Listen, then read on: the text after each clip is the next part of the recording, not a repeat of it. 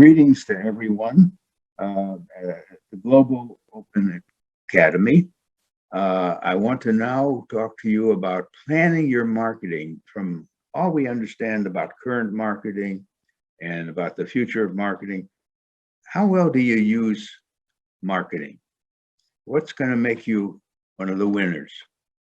And I use this page always just to show a picture of myself and recent 2 books, actually 3 recent books, short books, the first 2, bringing people up to date, Marketing 5.0, and then human to human marketing. We call it H to H marketing.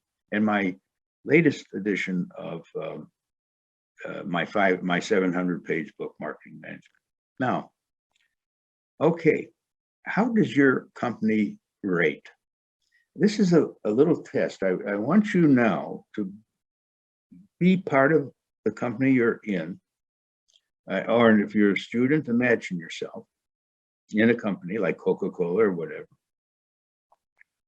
How good is your company in finding new opportunities? On a scale of from 1 to 5, give yourself a 5 if you're working for Coca-Cola and you think, oh, Coke is coming up with new drinks and new this and that. We're very good at finding new opportunities. Give yourself a 5.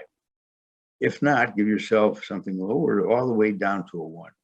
Now, another thing I always ask company, how good is your marketing research and marketing analytics on a scale 1 to 5? All right, put a number down.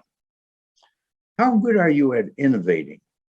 Are you creating anything new successfully? Next, are you using communications effectively? Have you shown that your communications really are working? Next one, on a 1 to 5. Do you think you're running your sales force so effectively, like at a 5 or not? How are you running your distribution channels? The wholesalers and retailers you work with and so on. Next, have you a well thought out marketing strategy? You really credit yourself as having that, or maybe it's just average like a 3. Are you very well organized for the marketing tasks? And finally, are you paying some attention to corporate social responsibility and the environment?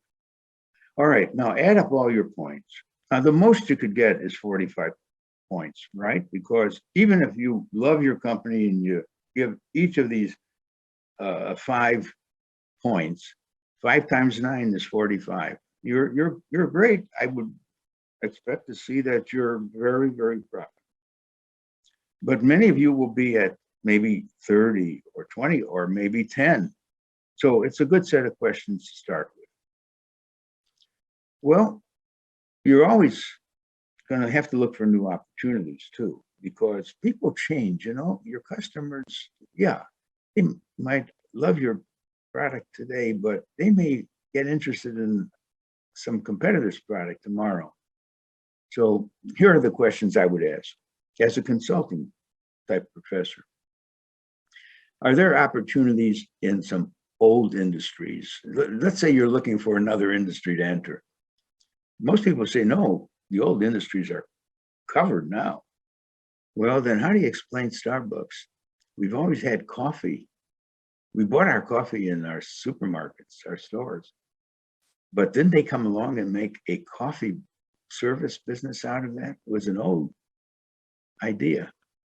And Zara and Zappos, if I took time to explain those stores, you can see that they took an old idea and made it better. They were like one of them, every time you buy a pair of shoes from them, they're going to give a pair of shoes to a poor person who doesn't have shoes.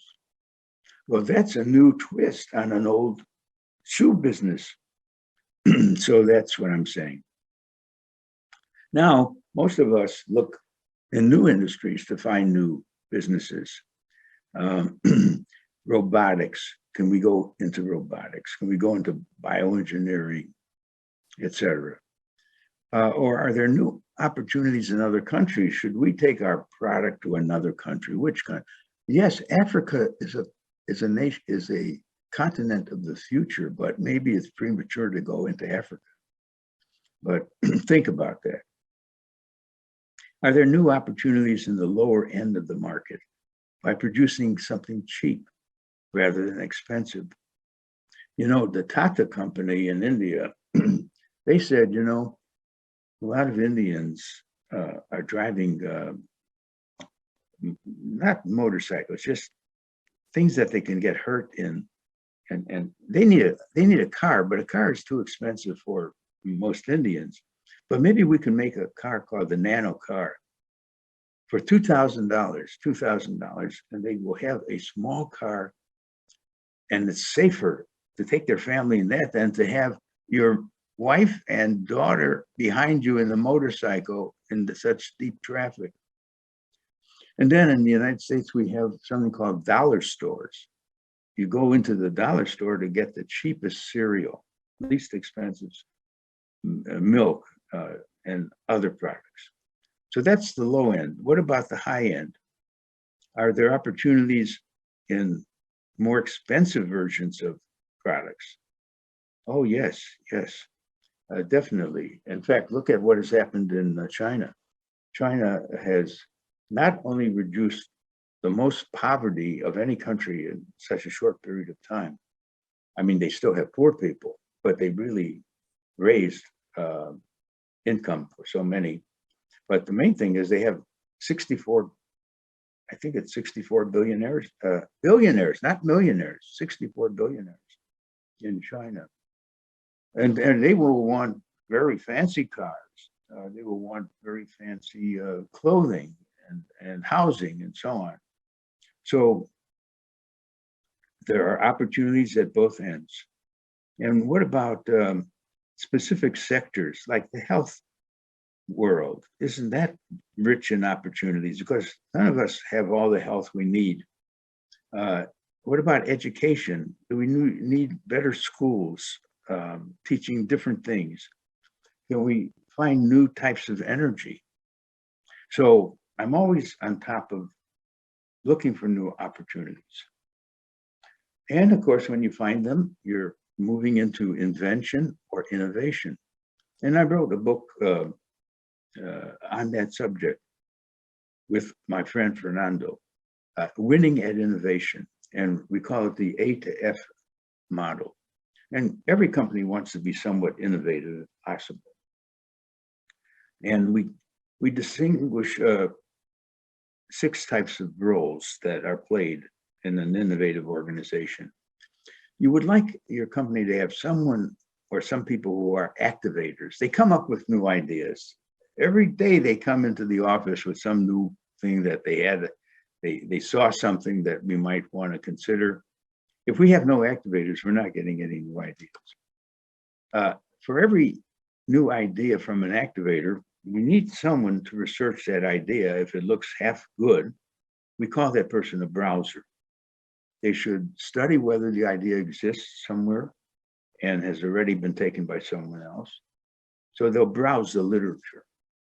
If they find out it's still a very good idea and not owned by anyone else, then you draw in someone on in your company who's creative, who can create and design the product that should be offered to this market. And now, if you test that and it's a very good design and those who've seen it love it, you have to have it developed and made. I mean, you're going to have to build the factory if it's a tangible product, or build the office that's going to place of service. And then you need a person good at execution who can carry the idea into the market and get more people excited and to buy it. And all this has to be financed. So, and we say a lot about these roles in an innovative company.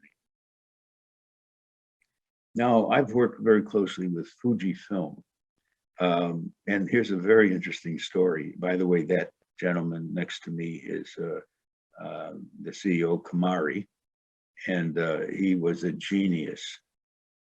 He was the disciple. We're both disciples of Peter Drucker. And we use innovation marketing as I do the marketing, he does the innovation. Now, Fujifilm should have died. They were the second biggest company making film.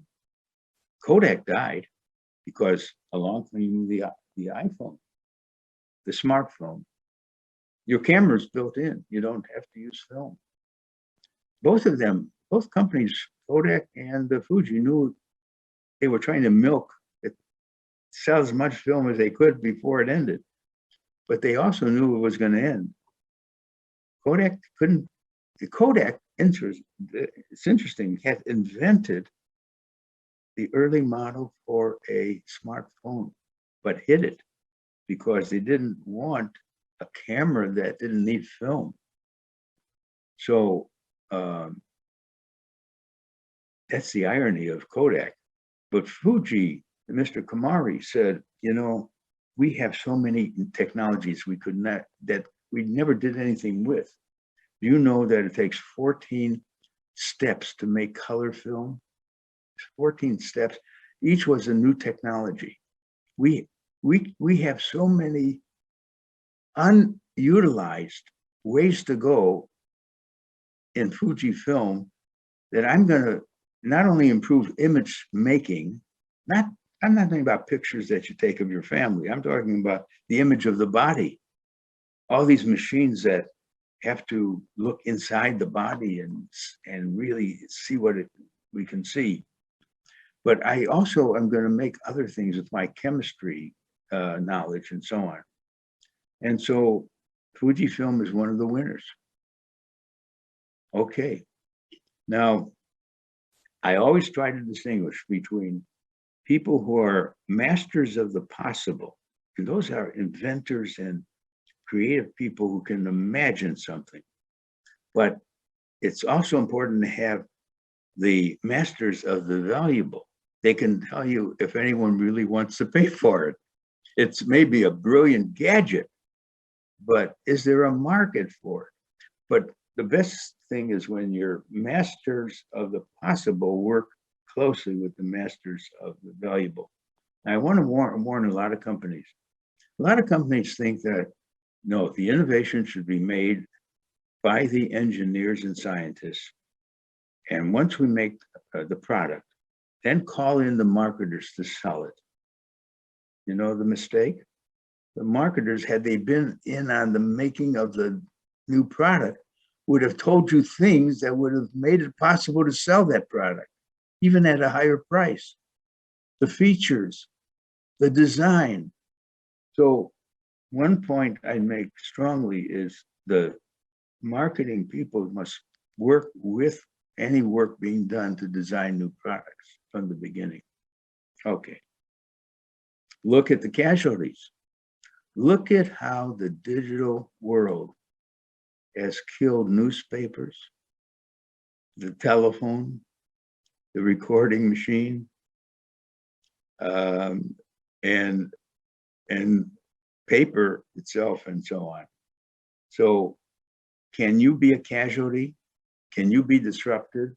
Yes, you will be disrupted. But you know who should disrupt you? You should disrupt you. You should imagine your weaknesses and how someone is going to come with a better quality or lower price product and replace you. So do it yourself. Disrupt yourself is the best way to think about that. Now, I hope you're doing good digital marketing. Have you hired enough young people with digital skills to balance the older folks in the marketing department? Have you invested enough in collecting big data? Have you set up a digital marketing budget and carried out trials? Have you used Facebook? Have you used Google? Have you used Instagram? You know, I'll tell you a story. Procter & Gamble used all of those things and found out that some of them didn't really work well. Good. They overspent, didn't they? You might say they made mistakes, but they had to. The only way you know what's going to work is to try it. And failing at something, it's a lesson. And as a matter of fact, the smartest companies are those who don't fire you when you fail, but congratulate you for recognizing a failure as a lesson so you'll do better next time. Has your campaign balanced traditional and digital advertising? No one thinks that we're going to eliminate the 30-second commercial, the big Coca-Cola ad or whatever. But we should have maybe in the ad, it says, for more information, go to www.coca-cola.x, you know?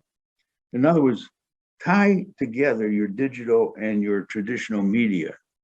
So what happens is your traditional media is costly because it has to be short and say very little.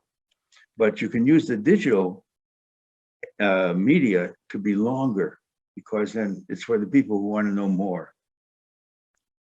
And use a lot of these new tools. And of course, the tools of digital and digital media are very clear. 40 years ago or 20 years ago, we only had the ones on the left. Even there, it was a problem. Should we put money into newspapers or magazines, or should we put it into billboards or radio? I mean, even there, we had so many problems. Now we have twice as many problems, because should I put it into a newspaper, or should I do webcasting or video casting? By the way, a lot of people are believing that pictures are worth 1,000 words, and the more you can do video views of messages and so on, that collects more attention and so on. But we're still trying to sort out all these things. Here's an interesting fellow. I don't know where he's from, but even he has a mobile phone. The new media must be blended with the old media in a mutually reinforcing way. Now, P&G says that 25 to 35% of their budget is going into the new media. It's not that that's the right percentage. They're just reporting that they've taken to the new media too. Companies have to get better at search engine optimization. Now, remember, when you go to Google and you're searching for something, the items will come up in an order. And the order is with the most important items, hopefully coming to your attention, the ones you really are doing the search for first. But you have to set that up. It's called search engine optimization, SEO, to make sure that your product is the first mentioned, your brand is the one that is mentioned when they say they're looking for a brand of detergent, some soap that can do good detergent work. You want to be the first one mentioned. So you have to know how to handle the SEO feature. Be aware that big data requires a dramatic change in skills, leadership, organizational structure, technology, and architecture. In other words, a real reformation of your whole company. When you go digital, it's going to change a lot in your company. And be sure you increase your digital activities. Establish a good website, very important, that people have a place to go to find out about your company. And buy customer information from firms that track the interest patterns. You know, a lot of companies have information about how people actually enter a store, how they pass the aisles, where they stop at certain sections. Buy information about actual store-based behavior and even web-based behavior. Encourage consumers to send emails and with questions. You know, Starbucks, I find out that they ask me often, how is the coffee experience? How can we improve our pastry? when you buy coffee, you may buy some pastry too. They're asking for help. Any good restaurant should do that, by the way. A restaurant shouldn't just take away the plates. They should say, how is the food? Increase your content marketing, not just your sales-oriented messages, but content marketing, good, warming messages about things that are of interest to your customers. Offer coupons on demand to your customers.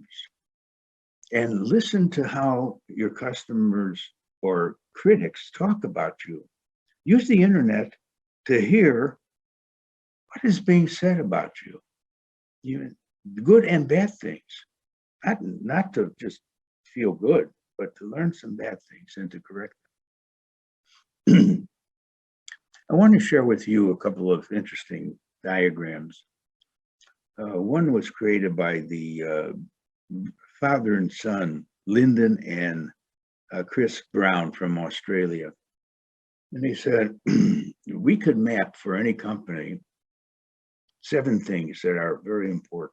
And if you're doing them well, it would almost fill up this whole chart, the way it looks now. One of them is, do you know your customer's current strategy? You have to go in a circle. Do you know what the customer's going to do? Customers are going to do next. And the same for competitors. Do you know their current strategy? And do you know what they're planning on next? And do you know what the do you have sort of peripheral vision? Do you see what's coming? You know, digital is coming. The broadening of marketing is coming. Do you see those things? And are you good at collaboration and strategic alignment? So you'd have to read their book to see whole chapters devoted to each of those concepts. Now, the company they're charting is pretty good. I mean, 86%, that purple, on their ability to have that vision, peripheral vision. There's a little weakness. There's a green there of 60%. But the point is, I've seen this chart used again and again on some companies. Some are so poor. They don't know their current customers. They don't know the customer's future buying wishes and all that. Good chart to use. Now, I always think that building a brand is very important too. And I'm going to take Starbucks for that and answer a few questions. Look at the center of the circle. And the center of the circle is about what is the brand mantra? Is it best coffee in the world or best place to get coffee? And you know, they made a point at Starbucks that Starbucks is your third home.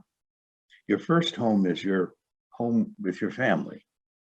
Your second home is where you work. The third home is Starbucks, your home away from home, where you can sit down with your computer or you can meet a friend and spend a little time.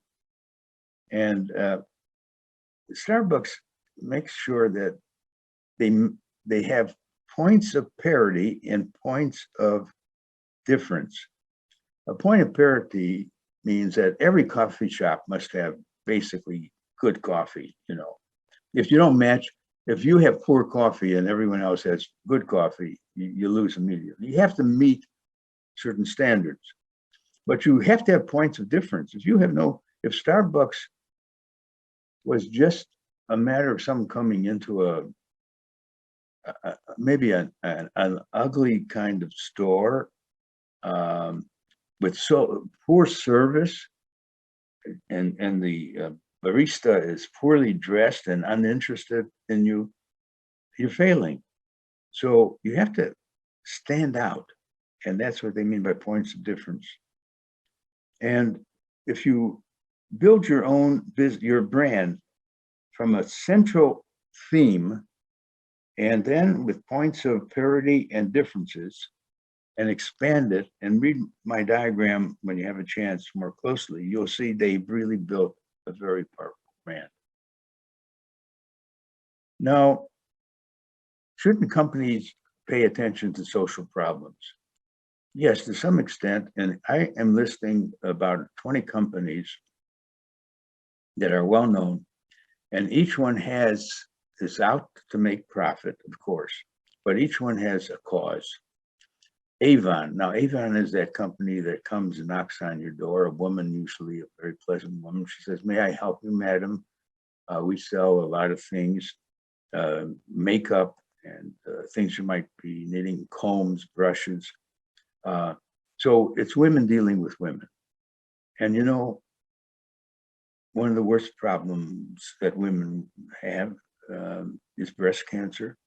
And Avon has made it a special cause to help out in any way possible by money and other things to people who are afflicted with breast cancer. And you can read the list, and I'm not saying that you have to use any of these causes, but you have a cause. Can your business impress people even more because you've made a cause out of, let's say, the water shortages, that you're much better at conserving water than the other firms are? So that's what I wanted to say. Are you showing some social responsibility? As we move along with these practical ideas, I want to share with you the traits of companies that live a long time. And any company that gets started, you wish that it will last forever, of course, but many companies die in the first year or 5 years or whatever.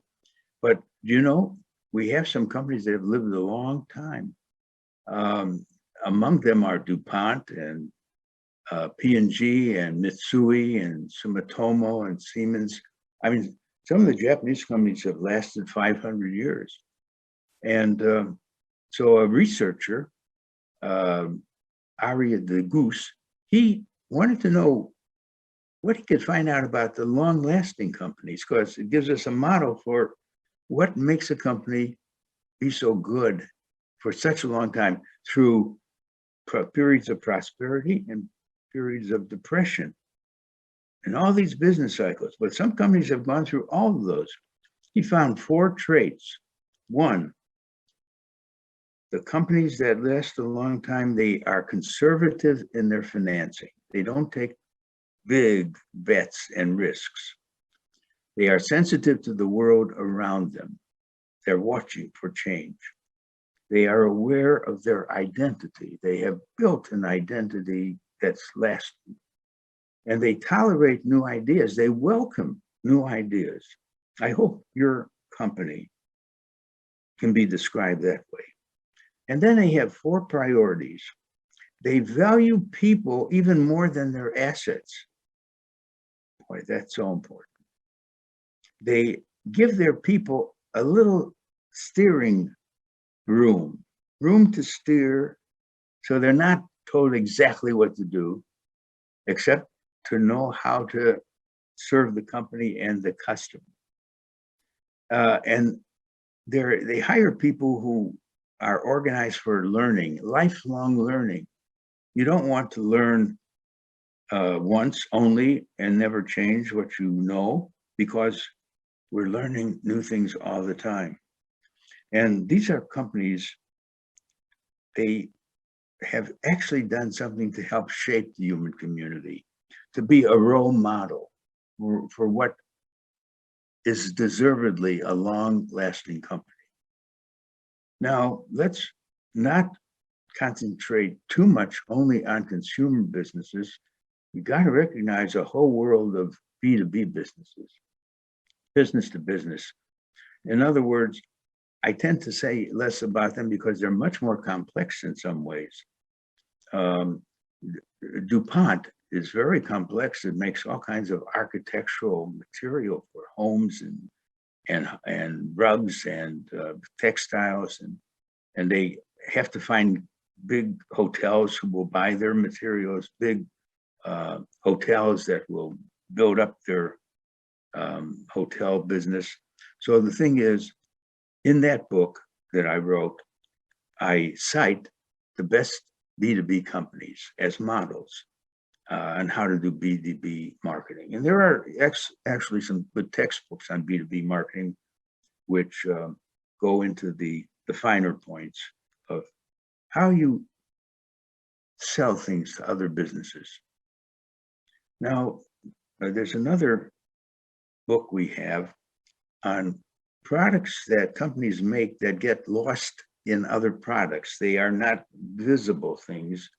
You remember when you buy a computer, you'll hear this expression, Intel inside. In fact, you don't want to buy a computer which lacks Intel inside. Now, Intel is the chip, okay? But you wouldn't have known anything about the chip, who made it or anything, but they want you to know it because that gives them a brand, and brands have value. They add more business than you would have normally gotten without a brand. So this book is about, have you heard of Gore-Tex as a material? Have you heard of, when you go, there's a lot of ingredients that are in our foods or in our, when you reach for sugar, there's a lot of substitutes for sugar. What are they? They should also be branded and so on. So that's what we mean by ingredient branding, making the ingredients that are normally not seen carry a brand name. Now, I want to also say that a big thing happening to marketing is broadening. It's not only about commercial organizations, buyers and sellers. You know that we are busy marketing places, a city. I was working with the city in Spain called Bilbao and helped them figure out how to, look, everyone goes to Madrid, everyone goes to Barcelona, but can we get them to go to Bilbao? Yes, I said. Why don't you build an art museum that everyone in the world has to go and see?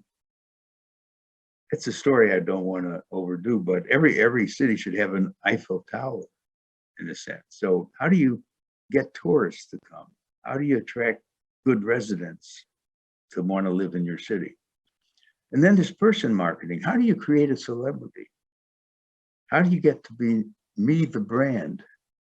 How do you get to be known distinctively? And then there's social marketing. I've used that term basically for trying to help a person drop bad habits and get good habits. Remember how we all smoked, used to smoke, and we got sick smoking, heart problems, and lung problems. We actually did demarketing. We wanted to get people to use marketing to get them to stop using cigarettes. So social marketing tries to go after the bad things we do with our own bodies and our products. And it also tries to get you to eat nutritious food and to also to exercise regularly. So social marketing is the business of helping people have a better life with the products around them. And then there's political marketing going on all the time. So marketing is more than just selling a product. It's every organization has a marketing side to it. A museum has to compete for money, for funds. It has to get visitors to come and enjoy the museum. It has to market too.